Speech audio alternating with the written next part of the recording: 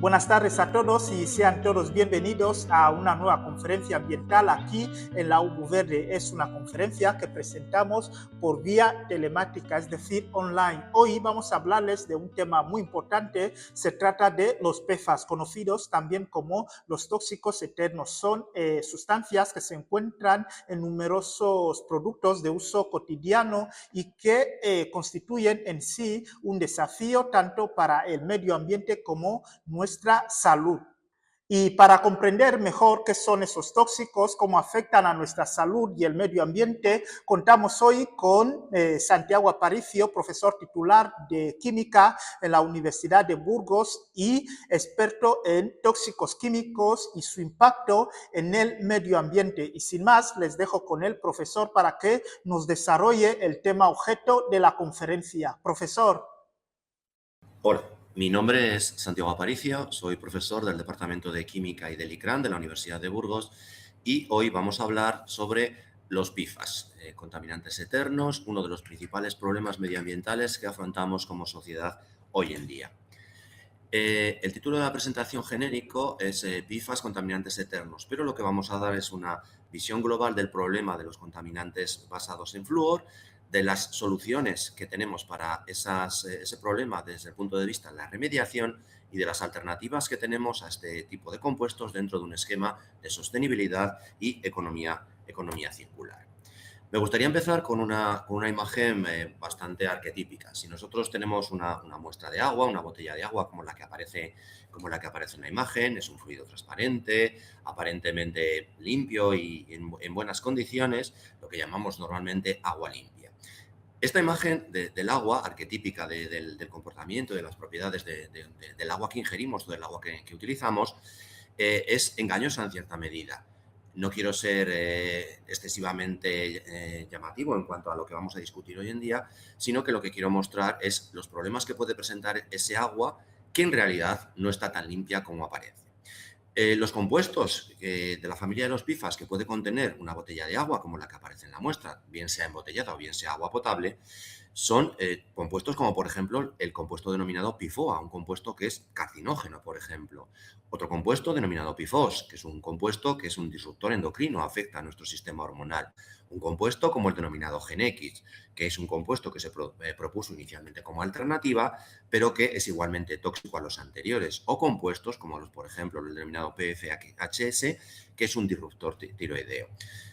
En el agua hay literalmente decenas de estos tipos de compuestos. Lo veremos ahora en mayor detalle, pero actualmente conocemos en torno a unos 15.000 distintos PFAS, compuestos que no tienen sabor, no tienen olor, no tienen color y cuyos niveles de seguridad no son conocidos. Las concentraciones para este tipo de compuestos que se requieren en el agua son extremadamente bajas. Hablaremos luego de concentraciones en el intervalo de los nanogramos por unidad de litro.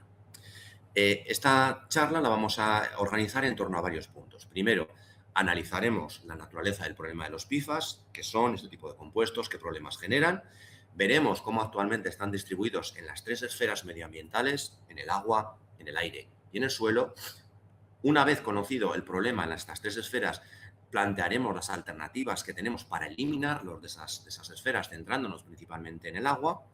Veremos cómo estos compuestos son necesarios para numerosas tecnologías y, por lo tanto, cuáles son las alternativas que tenemos para ellos. Y finalmente haremos un pequeño resumen para considerar las principales conclusiones y el trabajo futuro que se está haciendo para eliminar este problema y buscar alternativas tanto dentro de nuestro propio grupo de investigación en la Universidad de Burgos como en otros grupos a lo largo del planeta. Vamos en esta sección a analizar un poquito el problema de los PFAS. ¿Qué son? ¿Cuál es su química? ¿Cuál es el mercado global de estos compuestos? ¿Qué características tienen? ¿Cuáles son los costes económicos y los problemas sobre la salud humana que este tipo de compuestos pueden generar? Este tipo de compuestos, que englobamos bajo el nombre de PFAS, es un acrónimo que implica compuestos perfluoro o por polifluoroalquilados. Es decir, son básicamente compuestos que tienen átomos de carbono en los que esos átomos de carbono están unidos a un átomo de flúor. Simplemente esto es el principal factor químico, sin entrar en la química de este tipo de compuestos, que es bastante complejo, pero quedémonos con esa imagen. Carbono unido a un átomo de flúor. Este tipo de compuestos en la literatura inglesa los denominamos forever chemicals, lo que en la presentación llamábamos sustancias químicas eternas. Y el nombre no es una exageración. El enlace carbono-flúor, en el que cada molécula de flúor tiene no solo uno, sino decenas de enlaces carbono-flúor, es extremadamente fuerte. Por ejemplo, la energía de interacción, la energía de este enlace está en torno a los 130 kilocalorías mol menos 1. Más allá del valor concreto, simplemente debemos de quedarnos con el hecho de que este es uno de los enlaces más fuertes conocidos dentro de la química. Es un enlace muy fuerte y, por tanto, la principal consecuencia es que es muy difícil de romper. Por lo tanto, veremos que esta consecuencia se traduce en que en el medio ambiente, una vez que estos compuestos son liberados, no existen mecanismos naturales, ni fisicoquímicos, ni microbiológicos que sean capaces de romper ese enlace de forma eficiente. Y por lo tanto, esos compuestos, una vez que permanecen o que son liberados al agua, al aire o al suelo, permanecen literalmente decenas o cientos de años en el medio ambiente. Este tipo de compuestos, básicamente, además, son hidrofóbicos, es decir, son muy poco afines al agua. Por lo tanto, su comportamiento en el medio acuoso es bastante complicado. Desde un es el efecto en el agua y cuáles las tecnologías que utilizamos para eliminarlo del agua. Hay, en realidad, muchísimas clases, muy distintos tipos. Veremos luego que conocemos en torno a unos 15.000 distintos tipos. Hay compuestos dentro de la familia de los denominados PIFAS que tienen cadenas muy alargadas, con una serie de propiedades químicas muy concretas, cadenas muy cortas, es decir, un número de átomos de carbono muy grande o muy pequeño. Les hay también polímeros, plásticos, por ejemplo.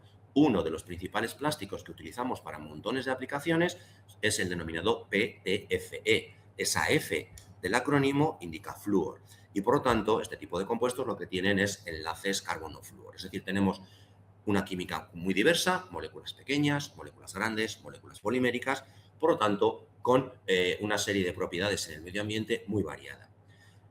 Como recordábamos, como decíamos anteriormente, la palabra eternos no es una exageración.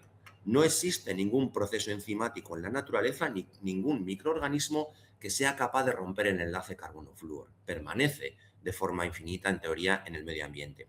La radiación, la luz, uno podría pensar que cuando este tipo de materiales son expuestos a la radiación, por ejemplo, la radiación ultravioleta, una radiación altamente energética, podría degradarlos. No es así.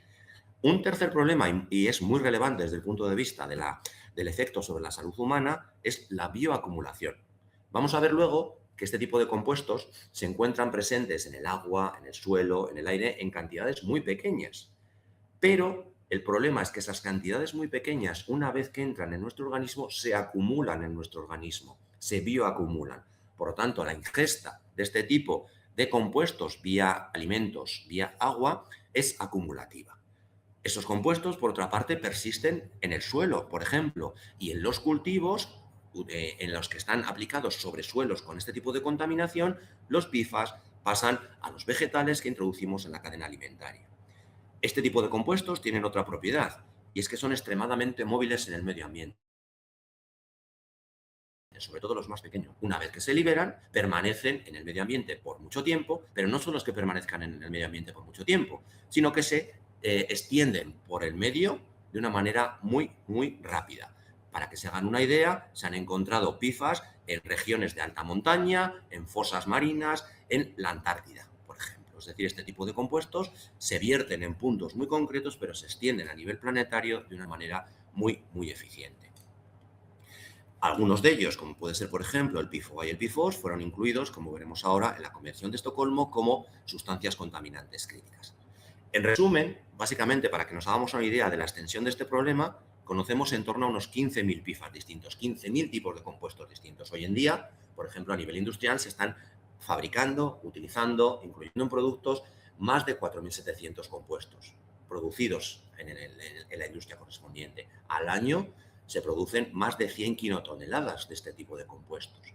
Esto ha dado lugar a que, considerando la problemática que presentan estos compuestos, se comiencen a aplicar restricciones. En las legislaciones básicamente europeas y norteamericanas se han comenzado a restringir un grupo de en torno a unos 300-400 PIFAS. 300 frente a 4.000, un problema en el que todavía estamos analizando. Este tipo de compuestos, por lo tanto, se utilizan en un conjunto de tecnologías muy variadas. No vamos a entrar en detalle, pero aparecen en aplicaciones aeroespaciales, de transporte, en electrónica. Las espumas que utilizamos como fuentes de agentes de extinción en incendios contienen PIFAS. ciertos embalajes que están en contacto con nuestros alimentos que compramos en un supermercado contienen PFAS, ciertos elementos de cocina contienen PFAS, muchos textiles contienen PFAS, ciertos dispositivos médicos también lo contienen. ¿Vale? Entonces, básicamente, lo que tenemos que tener en cuenta es que es un problema muy extenso en la diversidad química, en la cantidad de moléculas que estamos utilizando, en la producción, qué cantidad estamos produciendo cada año y, por tanto, es un problema global desde muchos puntos de vista. Uno podía preguntarse, ¿conocemos el problema que ejercen este tipo de compuestos sobre la salud, sobre el medio ambiente? Por lo tanto, deberíamos de comenzar a dejar de producirlos, a dejar de utilizarlos. Nada más lejos de la realidad. En la gráfica podemos ver cómo la producción mundial de PFAS no ha dejado de crecer, por ejemplo, en los últimos 10 años. Y la razón es que este tipo de compuestos tienen un conjunto de aplicabilidades muy amplia. No existen ahora mismo moléculas alternativas a estos PFAS en muchísimas de las tecnologías en las que están utilizando. Por ejemplo, en la fabricación de productos derivados de semiconductores necesitamos PFAS, no tenemos alternativas para ella. En la fabricación de ciertas partes de baterías, vehículos o cualquier otra aplicación también las necesitamos. Muchos dispositivos médicos contienen elementos como plásticos basados en PTFE, por ejemplo, catéteres.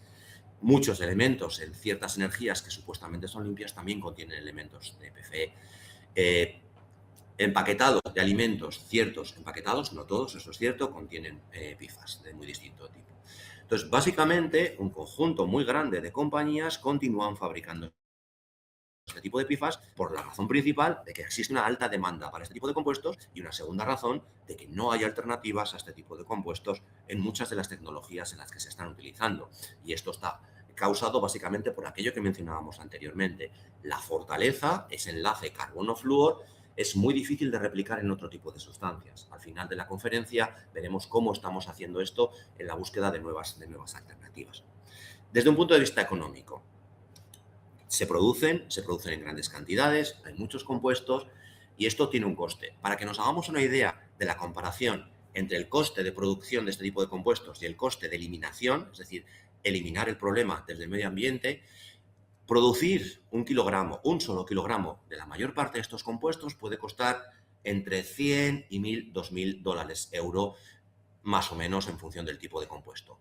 Eliminar ese mismo kilogramo del medio ambiente, por ejemplo, de una planta depuradora o de un agua contaminada o de un suelo contaminado, puede costar varios millones de euros o dólares, entre 6 y 36, 40 millones de euros.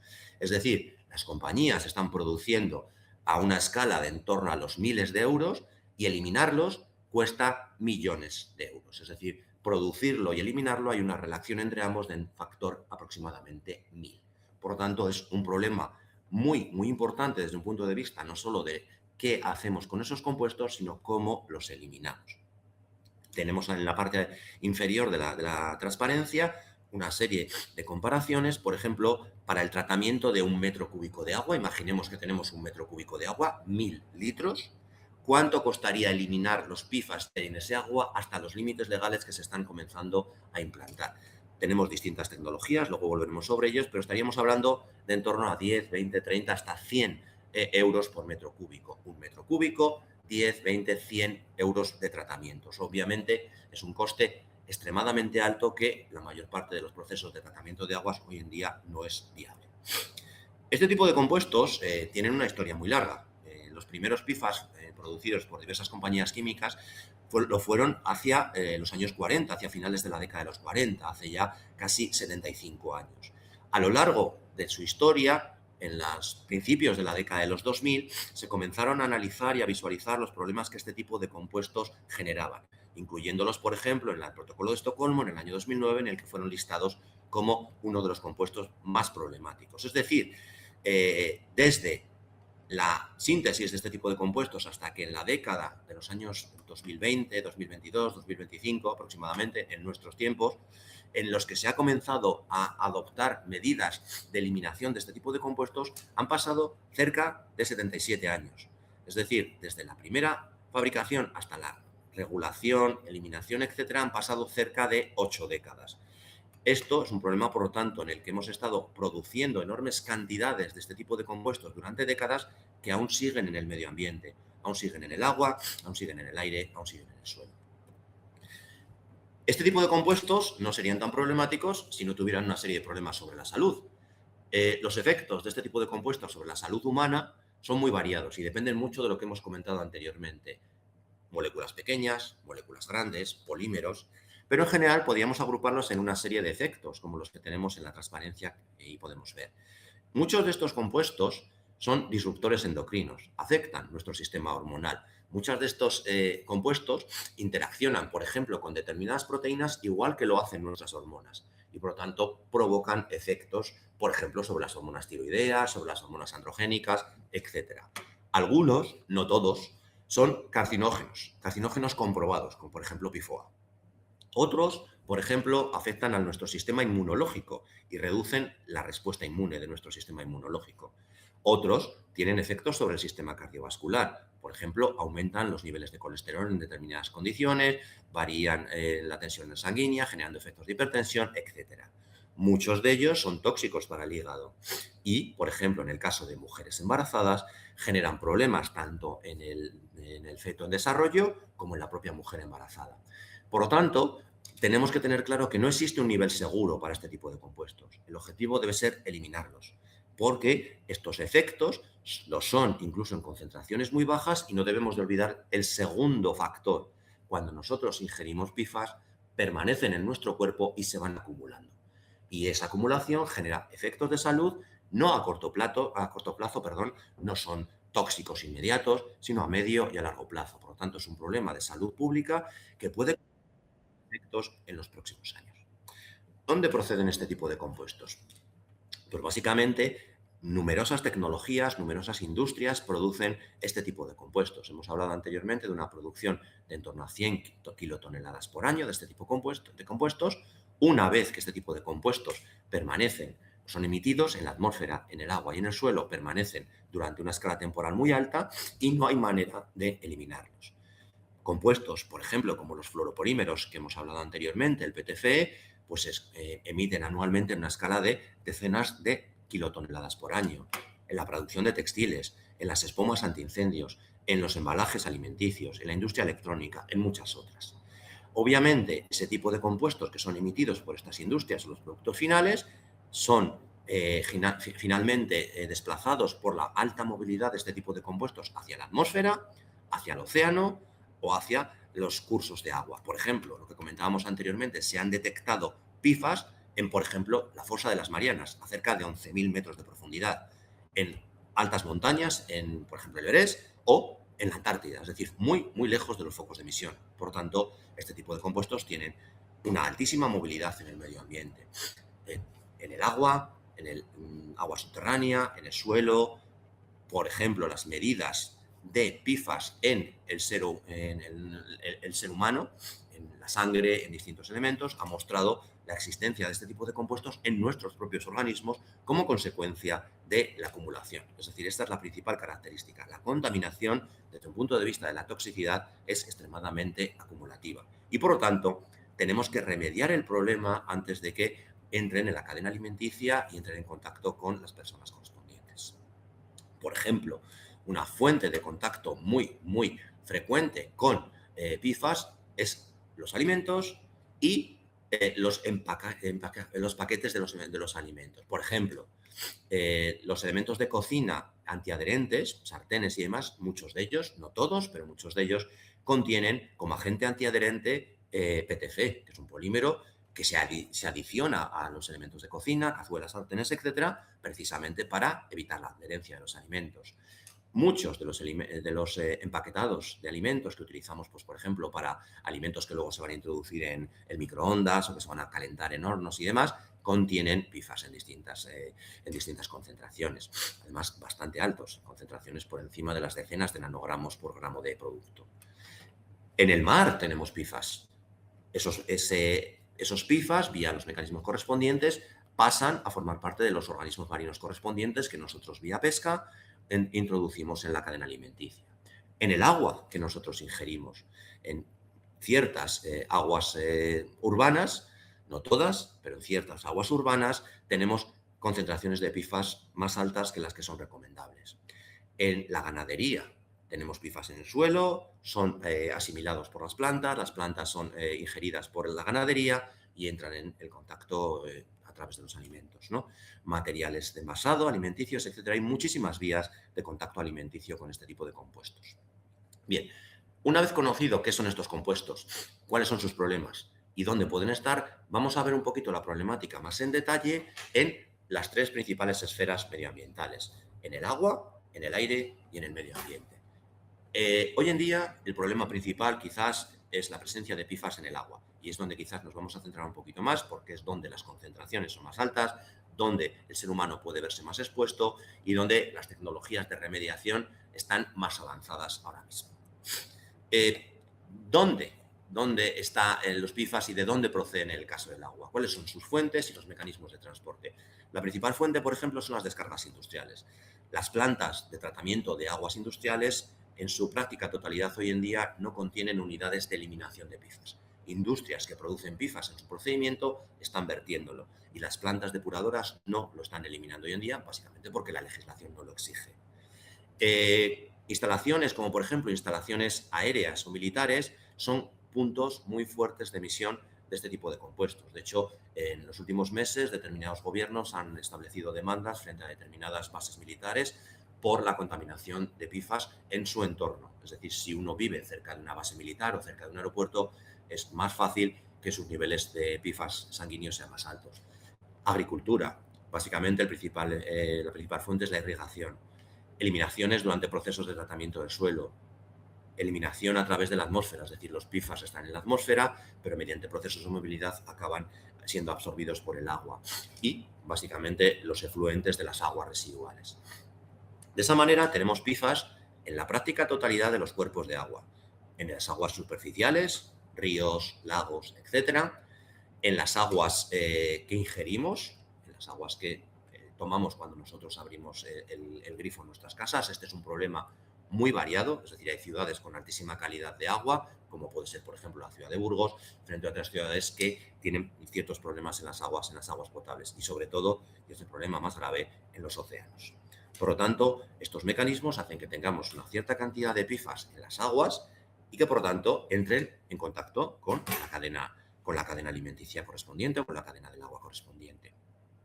Para que nos hagamos una idea de la cantidad de PFAS que podemos tener, por ejemplo, en las aguas potables, teniendo en cuenta que estos son datos promedios y obviamente los datos puntuales son muy heterogéneos. Por ejemplo, podemos tener concentraciones de PFAS por encima de los 500 nanogramos por litro o de los 1000 nanogramos por litro en determinadas regiones de Australia. Para las personas que no tengan muy claro el concepto de nanogramo, imaginemos que nosotros tomamos 1 litro de agua. De ese litro de agua cogemos un gramo, ese gramo lo dividimos en 1 millón de partes, cogemos una sola parte de esas millonésima y la volvemos a dividir en 1 millón de partes. Es decir, hemos dividido 2 veces en 1 millón de partes. Esa parte última es 1 nanogramo. Básicamente, lo que tenemos que tener claro es que las cantidades de PFAS que tenemos en el agua están en el rango de los nano, muy pocas, pero eso no es una excusa. Esas concentraciones, teniendo en cuenta su bioacumulación y su no degradabilidad, son extremadamente problemáticas. En el caso de España tenemos concentraciones más bajas, pero en general es un problema en el que tenemos concentraciones de agua en muy distintos tipos de aguas y en muy distintos tipos de países. Uno puede pensar, por ejemplo, que las aguas embotelladas respecto a las aguas potables son de mejor calidad. Estudios recientes muestran que entre el 60 y el 80%, dependiendo del país en la Unión Europea, de las aguas embotelladas contienen PFAS, por encima de los límites recomendables. Es decir, en determinadas aguas potables tenemos problemas y en determinadas aguas embotelladas tenemos problemas. Muchos de ellos están varias veces por encima de los límites recomendados en cuanto a la cantidad de agua. Simplemente es un problema de aguas potables, pero también es un problema de aguas residuales y de aguas medioambientales. Es un problema de salud humana y un problema de salud medioambiental. En muchos ríos, por ejemplo, en España, tenemos concentraciones en el orden de los nanogramos litro que están por encima de los valores recomendables. Tenemos PFAS en el medio ambiente en nuestros ríos. Ríos que están cerca de instalaciones industriales, podemos tener contenidos en el agua por encima varios órdenes de magnitud, 100, 200, 1000 nanogramos por litro. Aguas superficiales, aguas costeras, incluso en aguas tan aparentemente alejadas de núcleos industriales o de núcleos habitados, como pueden ser las aguas árticas o antárticas, tenemos concentraciones bajas, obviamente más bajas que en ríos, digamos, cerca de poblaciones, son ríos industriales, pero existen. Es decir, tenemos PFAS, lo que comentábamos anteriormente, en aguas muy alejadas de núcleos industriales. En el caso del agua embotellada que acabamos de mencionar, una parte no nula de las aguas embotelladas tienen PFAS en su contenido. Es decir, no es una alternativa aparentemente totalmente segura. Eh, los contenidos de muchas de estas aguas son iguales o superiores a los de las aguas potables que nos llegan por el grifo. Tienen en concentraciones bajas. ¿Es esto un problema de toxicidad directa? No, pero puede ser un problema de toxicidad a medio y a largo plazo. Por ejemplo, en el caso de España, he recopilado una serie de datos de distintos puntos, en el área de Sevilla, en el río Ebro cerca de Zaragoza, etcétera, y tenemos concentraciones muy variopintas, desde unos poquitos nanogramos litro hasta, por ejemplo, zonas de instalaciones militares o aeroportuarias con miles de nanogramos por litro, o zonas, por ejemplo, muy próximas a instalaciones industriales, como puedan ser polígonos industriales de alto desarrollo, en el que tenemos contenidos en PFAS muy altos. Es decir, es un problema difícil de solucionar desde un punto de vista de la heterogeneidad del problema, de la cantidad de compuestos que tenemos, de la diversidad en cuanto a dónde está localizado las muestras que tomamos y lo que estamos visualizando, y por tanto eso determina la complejidad de los métodos de tratamientos. Desde el punto de vista de cómo estamos expuestos al PFAS en la ruta de exposición del agua es también muy variopinto.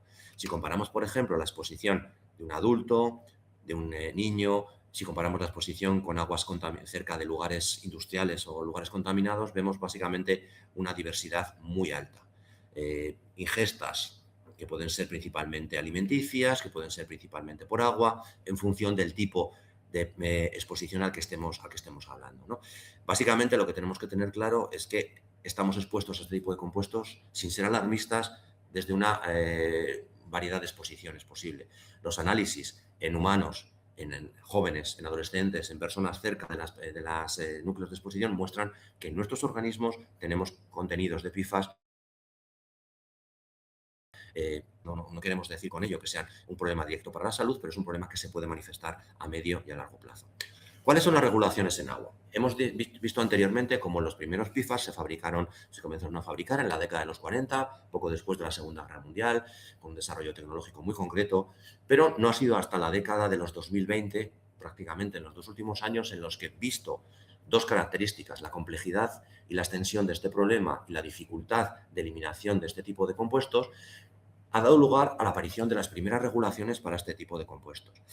No vamos a entrar en detalle, pues es un problema extremadamente complejo desde un punto de vista puramente legislativo, pero hay dos enfoques básicamente. El enfoque europeo, que es la Directiva de Aguas que se ha venido desarrollando en los últimos 3, 4, 5 años, en el que en Europa lo que estamos empezando a considerar, hay un grupo de 20 moléculas más importantes, las que más se producen, y se ha establecido un límite global de producción para ese tipo de compuestos, un límite muy bajo.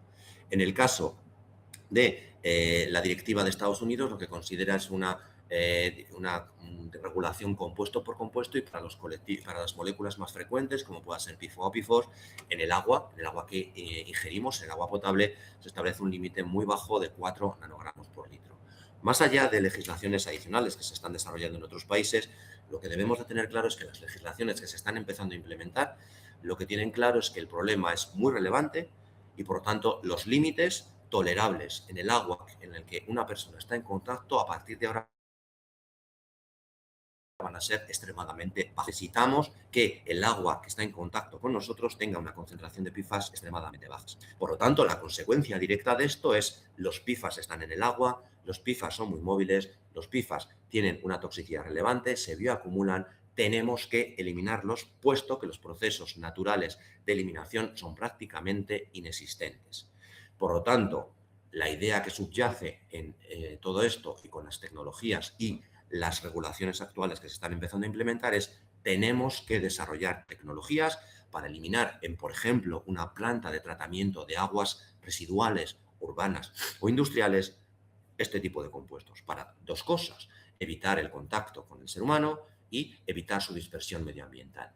En la transparencia tenemos mostradas algunas de las tecnologías en las que estamos trabajando ahora. La principal que se está desarrollando ahora mismo es la tecnología de eliminación mediante carbono activo, que es una tecnología que se ha utilizado durante muchísimos años para el tratamiento de aguas con otra serie de moléculas. Tiene un coste entre medio y alto y tiene una serie de problemas. Se están desarrollando tecnologías alternativas. Nuestros grupos de investigación, por ejemplo, en la Universidad de Burgos, están trabajando en técnicas de extracción líquido-líquido con un nuevo tipo de materiales, en las que básicamente tenemos una serie de ventajas de costes moderados y son más eficientes que las tecnologías alternativas. En cualquier caso, el principal problema es este. La práctica totalidad de las tecnologías de las que disponemos o las que estamos desarrollando tienen un coste de eliminación entre medio y alto. Lo que comentábamos anteriormente de tratar un metro cúbico de agua, 1000 litros de agua, tiene un coste aún hoy prohibitivo, porque este tipo de compuestos, básicamente tenemos que tener en cuenta en ese agua que vamos a tratar, están en una concentración de nanogramos. Recordemos lo que decíamos anteriormente, cogemos un gramo, lo dividimos en 1.000.000 de partes, ese gramo lo volvemos a dividir 1.000.000 de partes y esa parte final la diluimos en 1 litro de agua. Eso es lo que tenemos que hacer, dos cosas: detectarlo, que es un problema analítico extremadamente complejo, medir cuánto hay es complejo, costoso, y tenemos que eliminarlo. Tenemos muy poco, eso es una ventaja desde un punto de vista del medio ambiente, pero es un problema desde un punto de vista de las tecnologías de extracción correspondiente. En el aire, un problema que ha comenzado a manifestarse en estos últimos años asimismo es la presencia de PFAS en el aire que nos rodea. La causa, básicamente, es su movilidad. Tenemos emisiones aéreas de este tipo de compuestos en distintos tipos de elementos de producción. Las plantas de producción de compuestos fluorocarbonados, las plantas de producción de compuestos tipo PFAS, son extremadamente emisoras. Es decir, en los propios puntos de emisión se están generando emisiones aéreas. La degradación térmica en los procesos de fabricación de determinados compuestos, como los compuestos fluorocarbonados, emiten gases que contienen este tipo de compuestos. Por ejemplo, las espumas extintoras de incendios que utilizamos o bien en nuestras casas o bien en la extinción de un incendio en el medio ambiente son fuentes emisoras hacia el agua, hacia el suelo, pero también hacia el medio ambiente. Las plantas de tratamiento de aguas residuales son fuentes emisoras. Los textiles, los elementos que nosotros utilizamos en contacto diario con alimentos, ropa, etcétera, son fuentes emisoras. Otras fuentes emisoras muy relevantes proceden de ciertas tecnologías de tratamiento que se han planteado. Una de las opciones que se planteó y sobre la cual volveremos luego, si nosotros tenemos estas moléculas y son moléculas muy problemáticas, incinerémoslas. Y es una solución que a cualquiera se le podría ocurrir como solución directa. ¿Qué ocurre? En el proceso de incineración de esos PFAS, los vapores que se generan de esos PFAS contienen PFAS a su vez. El proceso de incineración no es perfecto y pasamos de tener moléculas grandes en el líquido, en el sólido, allá donde las tengamos, a moléculas más pequeñas en la corriente de incineración. Las moléculas más pequeñas son incluso peores que las moléculas más grandes. Entonces, obviamente, tenemos un problema de emisión que depende básicamente de las formas físicas y del tipo de compuesto del que estemos hablando y del transporte. Estas moléculas se mueven en el aire, al igual que se mueven en el agua, al igual que se mueven en distintos entornos en los que se encuentran. Y, por lo tanto, tenemos moléculas de este tipo en entornos como pueda ser, por ejemplo, la Antártida o los entornos árticos, en los que estas moléculas sufren procesos de transporte y de alteración que generan problemas incluso en regiones muy alejadas de los puntos de emisión o utilización de este tipo de compuestos.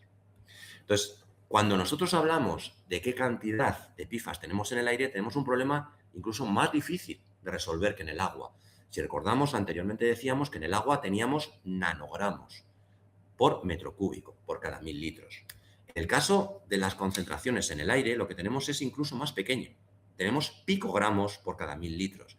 ¿Qué es un picogramo? Recordemos, nosotros cogemos un gramo de un PFAS, lo dividimos en 1.000.000 de partes, cogemos una parte, la dividimos en otro millón, cogemos una parte y la volvemos a dividir en otro millón. Es decir, hemos dividido 3 veces por 1.000.000.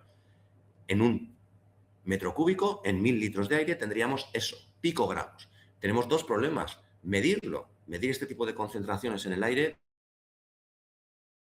desde un punto de vista de la química. De hecho, requerimos equipos muy especiales, muy caros, protocolos de determinación muy problemáticos. Y eliminarlos, obviamente, si en el caso de eliminarlos en el agua en el que teníamos nanogramos por metro cúbico era complicado, pues en el caso de eliminarlos en el aire en el que tenemos 1000 veces menos es aún más importante, más difícil de hacer. Aún así, tenemos concentraciones muy variadas. Cerca, por ejemplo, de instalaciones industriales en las que se estén fabricando o utilizando compuestos de este tipo, podemos tener concentraciones del orden de los 3, 4, 5.000 picogramos por metro cúbico. Cerca de plantas de incineración también tenemos concentraciones muy altas. Cerca de aeropuertos e instalaciones militares también lo tenemos. Pero no solo en estos entornos en los cuales uno podía prever la presencia de este tipo de compuestos. Podemos tenerlo, por ejemplo, en el aire de nuestras casas. En nuestras casas estamos utilizando materiales que contienen PFAS en forma sólida en la mayor parte de los casos, pero tenemos PFAS en el aire que tenemos en nuestras casas. Por lo tanto, tenemos un problema de inhalación. Y es un problema que se ha empezado a considerar en prácticamente los últimos años, puesto que las rutas de exposición y de ingesta que hasta ahora se consideraban básicamente era la alimentación o la ingesta de agua durante el proceso de bebida de agua potable, pero una nueva ruta de ingesta es la inhalación. Cuando nosotros inhalamos, estamos en determinadas condiciones ingiriendo este tipo de compuestos. Obviamente, las regulaciones, en el caso del aire, si en el caso del agua iban bastante lentas y se han comenzado a realizar en estos 2, 3, 4 últimos años, en el caso del aire, literalmente, no existe ninguna regulación respecto a la calidad del aire y PFAS en ningún país. Básicamente, hay ciertas regulaciones sobre la emisión de PFAS, pero no sobre la calidad. Es decir, no tenemos unas limitaciones adecuadas, claras, sobre la cantidad de PFAS que podemos tener que, digamos, limitar en el aire que nosotros estamos respirando. En el caso de la exposición, por ejemplo, a PFAS en nuestra casa, tenemos un problema adicional. En el medio ambiente tenemos, por ejemplo, partículas de polvo. ¿Qué ocurre con las partículas de polvo? Las partículas de polvo, que son sólidos, en realidad, lo que hacen es convertirse en atractores de las moléculas de PFAS. Es decir, el PFAS en el aire, en una parte importante de los casos, no están moléculas liberadas como parte del CO2 o el oxígeno que respiramos. En muchos casos, las partículas que están en el aire que nos rodea, en el polvo, lo que hace es concentrar sobre su superficie las moléculas de los PFAS y hace que tengamos, por ejemplo, en determinados elementos de nuestra casa, concentraciones similares a las que tenemos en el agua, no ya nanopicogramos, sino nanogramos. Por lo tanto, tenemos una alta exposición a PFAS respiratoria por la acumulación en, por ejemplo, las partículas sólidas que constituyen en el medio ambiente en el que estamos expuestos. Suelos. Tercera vía. Hemos visto aguas, hemos visto aire, hemos visto suelos. La alta movilidad de esas moléculas en el medio ambiente hace que esas moléculas, al igual que aparecían en el agua y en el aire, aparezcan en el suelo. Recordemos el ciclo de estos compuestos en el medio ambiente. Tenemos instalaciones altamente contaminadas, instalaciones militares, bases militares, aeropuertos, etcétera. Normalmente suelen ser los puntos de contaminación más alta. Si nosotros tomamos 1 kilogramo de suelo, nosotros vamos a Cecaria, cerca de una base militar, cogemos 1 kilogramo de suelo y medimos qué cantidad de PFAS totales hay en ese suelo, podemos tener concentraciones tan altas como miligramos por kilogramo de suelo.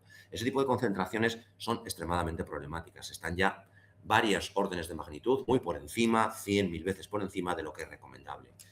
Cerca de plantas industriales tenemos el mismo problema, es decir, podemos tener suelos industriales y suelos en instalaciones aeroportuarias o militares extremadamente contaminados, con contaminaciones muy altas. A su vez, otra fuente muy importante de contaminación es la deposición atmosférica. Nosotros hemos visto que teníamos agua y aire con PFAS, por ejemplo, en el caso del aire, el ciclo de esas moléculas, la acumulación en esas partículas y la deposición de esas partículas en el suelo puede generar la alta contaminación de este tipo de partículas en el suelo, que es más extrema, por ejemplo, cerca de las plantas, ¿no? Obviamente tenemos otro tipo de contaminaciones muy variada, la dinámica de este tipo de compuestos es muy importante, pero en general tenemos suelos contaminados con PFAS en puntos muy conocidos a lo largo de toda la Unión Europea, por ejemplo, suelos altamente contaminados, suelos medianamente contaminados, pero tenemos PFAS en el suelo. Tenemos a su vez otro problema. ¿Qué ocurre cuando estos PFAS llegan al suelo? Al igual que mencionábamos el problema de cuando las moléculas de PFAS interaccionan con, por ejemplo, las partículas de sólido, cuando nosotros tenemos partículas en el suelo, por ejemplo, la materia orgánica en el suelo, se convierte en un atractor de esas moléculas. Las moléculas de PFAS se unen muy fuertemente a las ciertas moléculas que constituyen el suelo, lo que llamamos materia orgánica, y lo que hacen es acumularse, acumularse y acumularse. Y por tanto es muy difícil eliminarlas, puesto que no solo es que la molécula del PFAS correspondiente sea una molécula muy estable, sino que interacciona con la estructura del suelo y, digamos, dicho de una manera un poco quizás burda, se quedan retenidas, absorbidas muy fuertemente en el suelo. Esta interacción y esta absorción con el suelo es muy variable, desde más débil en el caso de los PFAS cortos a más larga en los PFAS más largos. Por lo tanto, es una química y una física bastante complicada. En cualquier caso, esta acumulación lo que hace es que los PFAS queden retenidos en determinadas partes del suelo y sean muy difíciles de extraer.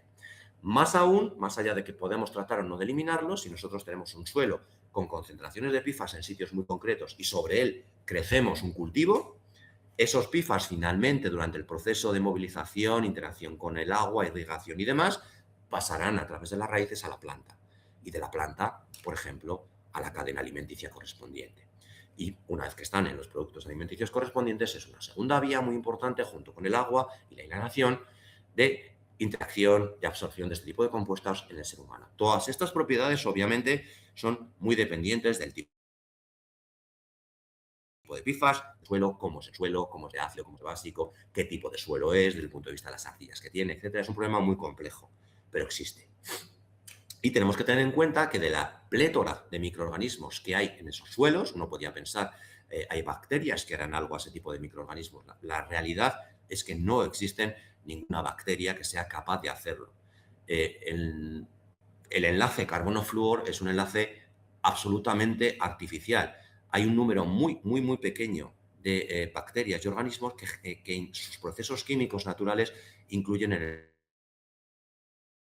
enlace carbono-flúor, en procesos de utilización de enlaces carbono-flúor paras. Pero la práctica totalidad de los microorganismos que se encuentran en el medio ambiente, el enlace carbono-flúor es algo completamente exótico, es algo absolutamente antropogénico. Y cuando se encuentran con ese tipo de moléculas, no pueden ni saben hacer nada con ellas. Por lo tanto, las moléculas permanecen en el suelo, al igual que permanecen en el agua, al igual que permanecen en el aire. De nuevo, si nosotros analizamos la cantidad de PFAS que podemos tener en distintos tipos de suelos, pues, por ejemplo, datos cerca de factorías de fábricas de fabricación de, por ejemplo, PTFE, polímeros, como mencionábamos anteriormente, podemos tener hasta 12.000 microgramos por kilogramo de suelo. Es decir, son suelos extremadamente contaminados. Aquí ya no hablamos de un suelo en el que tengamos una concentración muy baja y haya que ver si hacemos o no. Estos son suelos que requieren descontaminación. Cerca de, por ejemplo, instalaciones aeroportuarias o militares tenemos concentraciones muy bajas. En sitios industriales pues podemos tener también concentraciones relevantes.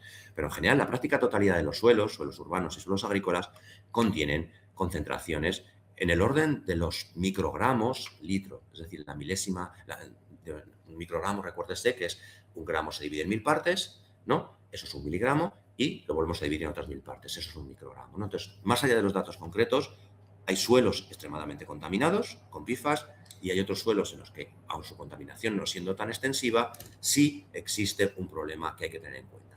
Al igual que en el caso del aire, no existe una legislación, no existe una metodología regulatoria actual en el que se establezcan límites de concentración de los PFAS en el suelo. Es decir, tenemos que tener claro que de las 3 esferas de contaminación, agua, aire y suelo, el agua es la que se ha comenzado a abordar y la que es prioritaria desde un punto de vista regulatorio y eliminatorio, pero el aire y los suelos son dos problemas extremadamente complicados en los cuales en la actualidad todavía no existe un marco regulatorio ni en concentraciones seguras, ni en cantidades a eliminar, ni en tecnologías de tratamiento. Y es algo que se tiene que abordar en los próximos años porque solo consideramos ahora mismo una de las 3 esferas de exposición del ser humano.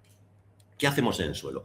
Al igual que en el caso del agua, planteábamos posibilidades de eliminación de ciertos tipos de compuestos, pues básicamente en el suelo lo que hemos planteado es distintos tipos de tecnologías. La primera tecnología es la que quizás es más directa. Hemos visto que la práctica totalidad de los organismos microbianos son incapaces de hacer nada con este tipo de compuestos, pero lo que podemos hacer es buscar o mejorar aquellas especies microbianas que pueden hacer algo con este tipo de compuestos, ¿no?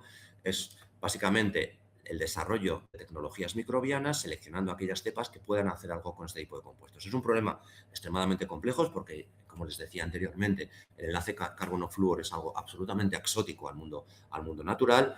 Es un proceso que es extremadamente lento y, a su vez, que tiene una derivada, que es que pueden producirse la degradación de este tipo de compuestos, pero puede generar otros igual o más problemáticos. Por ejemplo, ciertos mecanismos de degradación microbiana lo que hacen es las cadenas alargadas de PFAS las rompen, pero generan al final cadenas más pequeñas en las que sigue existiendo ese tipo de enlaces. Y de hecho, las pequeñas son más problemáticas que las grandes. Otro tipo de tecnologías es lo que llamamos fitorremediación. Fitorremediación es la utilización de plantas. Yo lo que hago es en un suelo contaminado, cultivo determinados tipos de plantas que lo que hacen es acumular ese tipo de compuestos en la propia planta. Cosechamos esas plantas y luego vemos qué hacemos con ellas. Básicamente es retirar ese tipo de compuestos y acumularlo en plantas con las que luego hay que hacer algo, obviamente. Es un tipo de tecnología un poquito más avanzada con una serie de problemas. También lo que podemos hacer es bioestimular el suelo, es decir, modificar las condiciones del suelo para que ese tipo de compuestos que veíamos anteriormente, que estaban muy retenidos, muy poco móviles, etcétera, comiencen a moverse, puedan salir de allá donde estén en el suelo y, por ejemplo, puedan ser tratados de una manera más eficiente por tratamientos microbianos o tratamientos vía plantas. Utilización, digamos, de mecanismos aeróbicos y anaeróbicos de degradación. Este es un mecanismo un poquito más complejo todavía que combina varias de las cosas anteriores. Y luego, básicamente, hay dos metodologías que son básicamente físico-químicas. Es la utilización de sustancias químicas, por ejemplo, lo que llamamos disolventes eutécticos, que lo que hacen es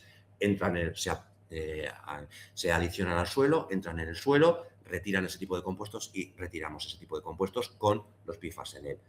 Es una tecnología que está en un nivel de desarrollo muy, muy bajo todavía y que tiene un número de problemas tecnoeconómicos que aún no están resueltos. Y finalmente, pues básicamente la descontaminación térmica o química, es decir, simplemente tomamos el suelo, lo sometemos a tratamientos químicos o físicos en condiciones extremas e intentamos eliminar este tipo de compuestos.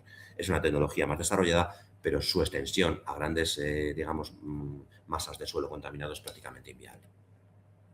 ¿Qué estamos haciendo, por ejemplo, en la Universidad de Burgos para abordar el problema de la contaminación de suelos con PFAS? Pues bueno, ahora mismo nuestro instituto de investigación va a comenzar un proyecto de investigación financiado por la Unión Europea dentro del marco Horizon, que se llama Remedios, que es un proyecto en el que estamos desarrollando técnicas de remediación de suelos, eliminación de PFAS, utilizando una plétora de tecnologías. Básicamente una combinación de varias de esas tecnologías que hemos visto anteriormente, tecnologías de microremediación, con microbios, con plantas, con tratamientos químicos, en el que todo el proceso, la selección de materiales, la optimización de los compuestos y demás, se está realizando mediante inteligencia artificial. Es decir, estamos diseñando la metodología de extracción mediante métodos de inteligencia artificial y aprendizaje máquina para optimizar el proceso de extracción, en el que mediante un flujo de trabajo somos capaces de diseñar desde cero el proceso de extracción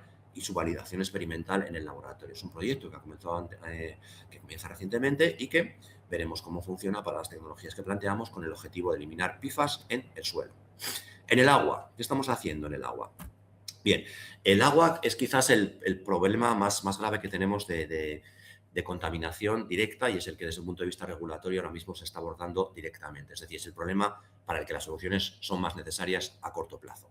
En nuestro centro de investigación estamos utilizando y desarrollando un nuevo tipo de materiales que denominamos disolventes eutécticos profundos. Este tipo de materiales son un tipo de sustancias químicas, no vamos a entrar en detalle en la química de este tipo de compuestos, pero son un grupo de sustancias químicas, líquidos, que se fabrican a partir de sustancias naturales, no son tóxicos, son biodegradables, es decir, lo que queremos es no introducir un problema para solucionar otro. Es decir, tenemos el problema de los PFAS, no queremos que cuando introduzcamos otra sustancia química en, por ejemplo, una planta de tratamiento químico, estemos generando un problema adicional.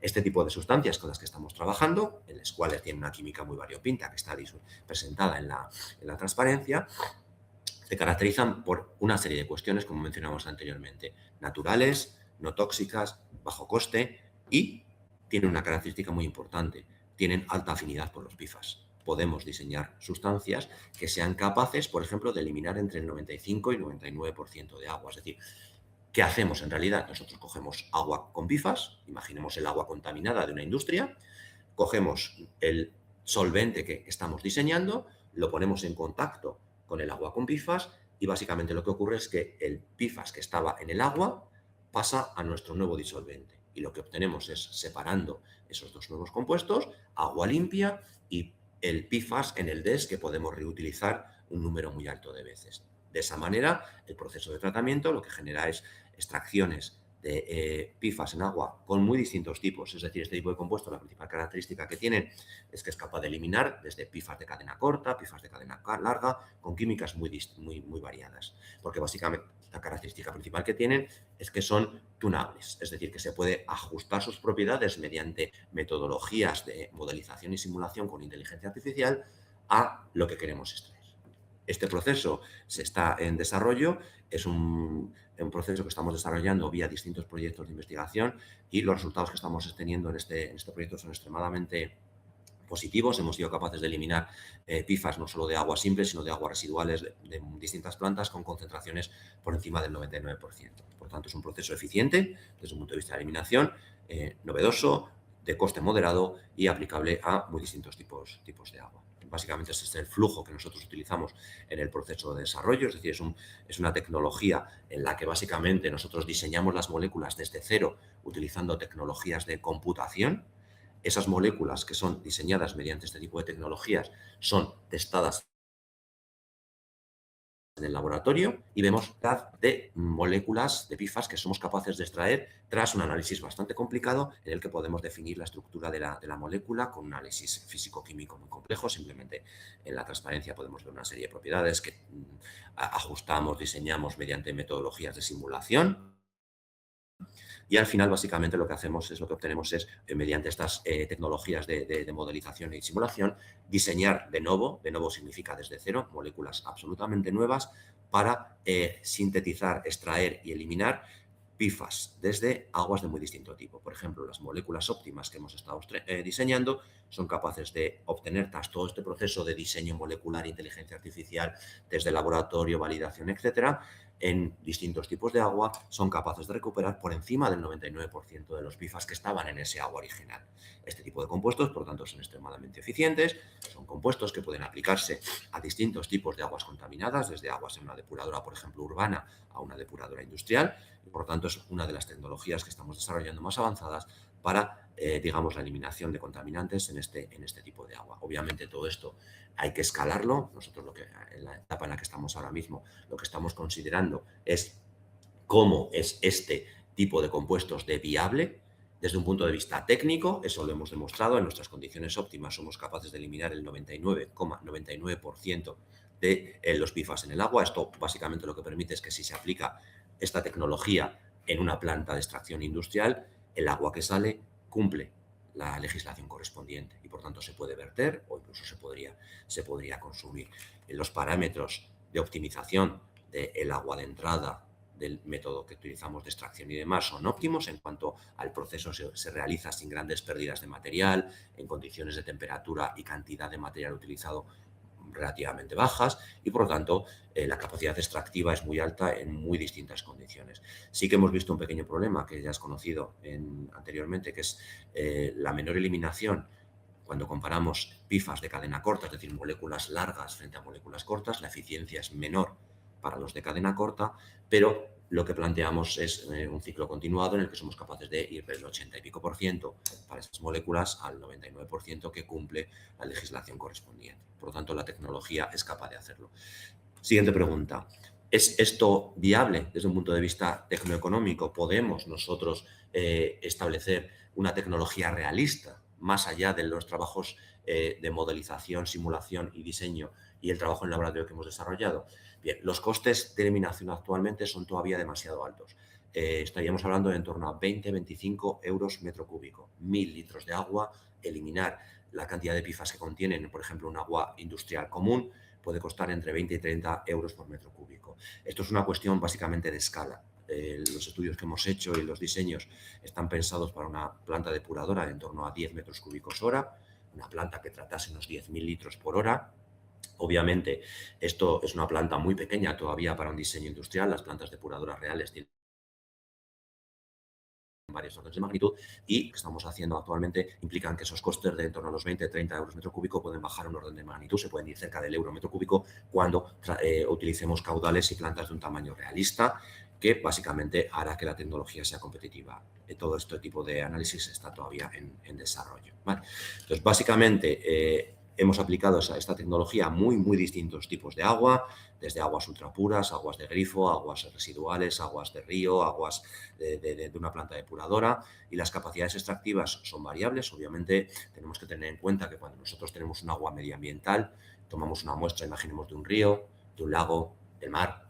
En el agua que estamos tratando, aparte del agua y los PFAS, tenemos muchísimas otras cosas, son aguas muy complejas y, por tanto, la capacidad de extracción de cualquier tratamiento, no solo de este que estamos desarrollando, sino de cualquier otra tecnología con la que pueda competir, baja, porque hay otro conjunto de moléculas, hay otro conjunto de cosas en ese agua que compiten con los PFAS por el proceso de extracción, y eso hace que el proceso de extracción de las aguas reales, como podemos ver en estos datos, sea más complejo. Podemos pasar de extracciones del 95-99% al 60-70%. Esto no es una limitación, porque lo que implica es que las extracciones en esas aguas complejas tienen que hacerse en varias etapas y, por tanto, el proceso es más costoso, pero se puede hacer.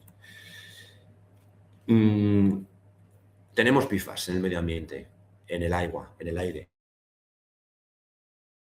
en el suelo. Podemos con ciertas condiciones. No podemos eliminarlos todavía de una manera muy eficiente en el suelo y no digamos en el aire. Pero tenemos una tercera derivada. Este tipo de compuestos se han usado en la industria y están en el medio ambiente y están en muchos productos porque hacen algo. Por tanto, si nosotros mañana, como en determinadas alternativas se está proponiendo, eliminamos ciertos compuestos, tenemos que buscar una alternativa a esa molécula. Si, por ejemplo, como se ha hecho, se prohíbe la utilización de PFOA, un compuesto, un PFAS muy concreto de alta producción, tenemos que buscar una alternativa a ese compuesto, porque ese compuesto se fabrica desutilizado por algo. Entonces, en las distintas tecnologías tenemos que buscar alternativas que cumplan dos condiciones, básicamente. Una, que sean seguros. Seguro significa que no sean tóxicos para el ser humano. Y dos, que sean sostenibles, donde sostenible significa que no tengan efectos sobre el medio ambiente. Básicamente, las alternativas que se están planteando ahora mismo, y aquí es donde una parte de la investigación se está desarrollando de una manera más extensiva, es muy variopinta. Si somos sinceros, para muchos de los compuestos actuales aún no tenemos alternativas. Se planteó, por ejemplo, la utilización, en vez de PFAS comunes de cadena larga, PFAS de cadena corta. Y de hecho esto es una a principios de la década de los 2000, en los que determinados PFAS de cadenas C6, C7, C8 fueron sustituidos por compuestos fluorinados de muy distintas características. De hecho, se planteó la utilización de un compuesto denominado GenX, que fue propuesto por una de las compañías químicas más importantes como alternativa a los PFAS comunes, se introdujo en el mercado y estudios posteriores han mostrado que este compuesto no es que sea una alternativa a estos compuestos, sino que este compuesto es aún más tóxico, menos biodegradable y más móvil que los anteriores. Por tanto, es una alternativa que no es viable en la mayor parte de los casos. La utilización de compuestos fluorinados alternativos, en mi opinión, no es una alternativa porque presentan problemas análogos o mejores. O más intensos. Se están planteando la utilización, por ejemplo, de materiales siliconados. Es una alternativa, pero tienen problemas de estabilidad térmica, son moléculas más degradables, no son basadas en bio, por lo tanto tienen ciertos problemas de impacto medioambiental. Se está planteando también la utilización de otro tipo de hidrocarburos, polietilenos, polipropilenos. Son mejores este tipo de compuestos que los basados en flúor, pero no dejan de ser problemáticos. Se está planteando la utilización de materiales de origen biológico, de origen natural. Es una buena alternativa desde un punto de vista de la seguridad y la toxicidad, pero tiene el problema de que son menos estables y menos eficientes. Y son, por ejemplo, sensibles a la humedad. Por tanto, desde un punto de vista industrial, no son verdaderamente alternativos. Por ejemplo, estamos planteando la utilización de materiales bidimensionales, el afamado grafeno que todos conocemos. Este tipo de materiales son alternativas a los PFAS en determinadas características, en determinadas aplicaciones, pero no en todas. Y además tienen en sí mismos ciertos problemas de toxicidad. Y por último, estamos planteando la sustitución con moléculas naturales, como la que hemos planteado anteriormente, tipo eutéticos profundos, tipo líquidos iónicos, que son diseñadas ex proceso. El problema es que están aún a niveles tecnológicos muy bajos y, siendo realistas, aún no son alternativas a ese tipo de compuestos. Por lo tanto, tenemos problemas de alternativas. Obviamente, digamos, la dicotomía PFAS de cadena corta frente a PFAS de cadena larga, hoy en día no lo es. Es decir, los PFAS de cadena corta son incluso más problemáticos que los PFAS de cadena larga. Y tenemos que tener en cuenta esto tanto en su fabricación como en su utilización o en su incineración. Los procesos de incineración, por ejemplo, lo que suelen hacer es las moléculas de PFAS romperlas, moléculas más pequeñas, El problema que antes estaba en una molécula más grande, ahora está en un número de moléculas más pequeñas que son aún más problemáticas. Por lo tanto, los hidrocarburos o los PFAS de cadena corta no son una solución sostenible ni son alternativa a los PFAS comunes que estamos utilizando hoy en día. El resto de tecnologías, no vamos a entrar en detalle, tienen una serie de pros y contras que podemos discutir en mayor o menor medida en función de las características de cada una de ellas, pero si somos realistas, ninguna de estas tecnologías, hay otras que le hemos mencionado, son hoy en día, en 2026, alternativas realistas a los PFAS correspondientes. Están muchas de ellas en procesos de desarrollo, análisis de procesos de seguridad, de impacto medioambiental, pero siguen sin ser alternativas a este tipo de compuestos. Cualquiera de ellas, desde los materiales bidimensionales a los materiales naturales que he mencionado anteriormente. Como conclusiones, me gustaría resumir una serie de puntos finales para que todos tuviéramos una visión clara, más allá de los detalles concretos y de los números que hemos ido mencionando un poquito aquí y allá, respecto a cuál es las PFAS como problema medioambiental, como problema ecotoxicológico hoy en día. En primer lugar, los PFAS es uno de los contaminantes emergentes actuales. Tenemos un grupo de contaminantes que están comenzando a ser problemáticos por su presencia en el medio ambiente, muy distintos tipos, pero en mi opinión el problema de los PFAS es dentro de esos contaminantes emergentes, dentro de esos nuevos contaminantes, el más relevante. Por tanto, la primera idea que nos debe de quedar clara es que el problema de los PFAS es un problema sistémico y global. Tenemos un conjunto de compuestos muy amplio, distribuidos a lo largo del mundo, con alta movilidad y problemas toxicológicos relativamente graves. Desde un punto de vista de dónde están, ahora mismo el agua es el objetivo. Es decir, tenemos PFAS en agua que ingerimos, agua potable en nuestras casas y agua embotellada, tenemos PFAS en los cursos naturales y por tanto es la vía de exposición más relevante, la que se está abordando desde un punto de vista regulatorio como prioritaria. Pero tenemos PFAS en el aire y en el suelo, que constituyen vías de ingesta a través de distintos mecanismos no despreciables respecto a la contaminación por agua. Estas dos vías hemos de empezar a considerar desde un punto de vista tecnológico, detectar, eliminar, tratar, y desde un punto de vista regulatorio en cuanto a, por ejemplo, los estándares de calidad de agua o la exposición de los cultivos a los PFAS en el medio ambiente.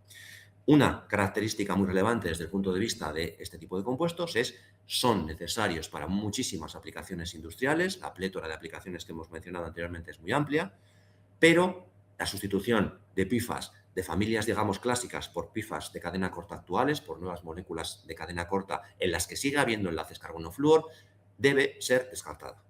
Los problemas medioambientales de este tipo de compuestos son incluso mayores que los tipos de compuestos. Entonces, esto nos lleva a la búsqueda de materiales alternativos, puesto que las tecnologías siguen siendo necesarias, que sean sustitutos de este tipo de materiales, donde básicamente, en mi opinión, las dos principales vías de materiales alternativos son los compuestos bidimensionales de grafenos y materiales relacionados y compuestos de origen biológico o natural.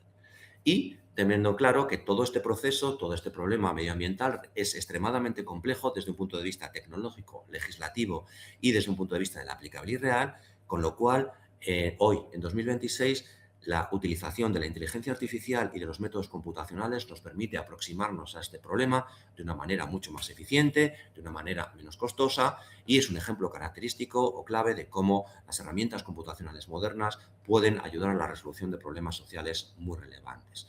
Como puntos finales de características de cuáles son los principales desafíos a los que hoy en día nos enfrentamos y cuáles son las principales, digamos, prioridades de investigación. La eliminación de los PFAS, en particular de los de cadena corta, es el elemento más crítico. El problema de los PFAS en el aire, el problema de la transferencia suelos a agua y cómo estas tres matrices son extremadamente complejas junto con el agua y por tanto requiere que cualquier tecnología en aguas, en aire o en suelo sea validada con matrices reales, aguas reales, suelos reales, matrices aéreas reales. Obviamente todo eso conlleva alternativas medioambientales o alternativas tecnológicas muy complejas que requieren un marco regulatorio complejo. Es decir, no podemos sustituir un problema por un nuevo problema. De ahí que las alternativas que planteamos cumplan lo que dentro de la Unión Europea llamamos Safe and Sustainable by Design, materiales y tecnologías que sean seguras, no tóxicas, que sean sostenibles, que para el medio ambiente no sean impactantes, pero que lo sean por diseño, donde el por diseño significa que lo vamos a saber antes de que pongamos esa tecnología en circulación. Todo ello dentro de un marco de economía circular. Básicamente lo que necesitamos es procesos eficientes, no contaminantes, circulares y de bajo impacto medioambiental.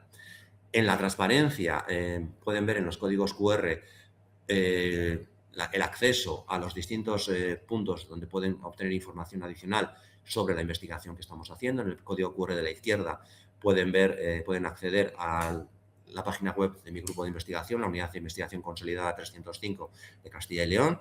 En el segundo código pueden acceder a la página web del Instituto ICRAM en la Universidad de Burgos, donde desarrollamos esta y otras muchas investigaciones relacionadas con problemas de sostenibilidad, seguridad y toxicidad de materiales y medio ambiente. En la página de la derecha pueden ver un listado de las publicaciones y las líneas de investigación, las publicaciones y los proyectos que estamos desarrollando en mi grupo de investigación para este y otros problemas desarrollados. Me gustaría finalizar con un agradecimiento a los proyectos y las agencias que han financiado y siguen financiando la investigación que hacemos en este Instituto de Investigación y en mi grupo de investigación para resolver este problema de gran impacto medioambiental. El proyecto NADES for Nature de la Agencia Nacional de Investigación de España, los proyectos Desiderata y Remedios de la Unión Europea dentro del marco Horizon y, en especial, al Centro de Supercomputación de Castilla y León, que nos provee de todas las facilidades de supercomputación que utilizamos para el diseño, el cálculo y la aplicación de metodologías de cálculo y simulación, tanto a nivel físico-químico como a nivel de inteligencia artificial y aprendizaje máquina. Cualquier cuestión que pueda surgir de esto pueden ponerse en contacto conmigo a través de los QRs que hemos visto anteriormente o a través del correo que aparece en la parte inferior de la transparencia y en la página web del Instituto ICRAM, del que formo parte junto con otros 50 investigadores. Espero que esta conferencia haya sido de interés para ustedes y con esto la doy por finalizada. Muchas gracias por su atención.